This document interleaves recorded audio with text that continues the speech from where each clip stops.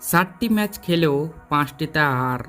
গুজরাট টাইটান্সকে হারিয়ে 5বারের IPL champion Mumbai Indians আশা জাগালেও আবার মুখ থুবড়ে পড়েছে চেন্নাই সুপার কিংসের সামনে।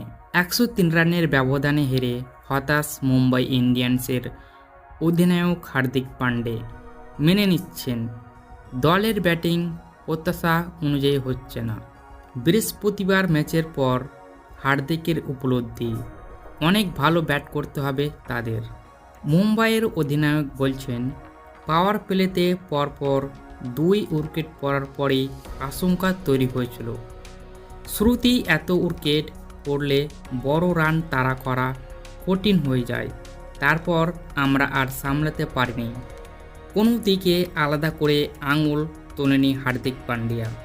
দলগত ব্যর্থতার কথা শোনা গিয়েছিল তার মুখে। হার্দিক পান্ডিয়া বলছেন, পিচ ব্যাট করার জন্য কঠিন ছিল বলবো না। চেন্নাই ভালো ব্যাট করেছে, 207 রান করেছে ওরা। আমরাও একই পিচে ব্যাট করেছি, একই মাটিতে ব্যাট করেছি। আমাদেরও ভালো ব্যাট করা উচিত ছিল। ব্যাটিং আমাদের হারের কারণ হয়েছে।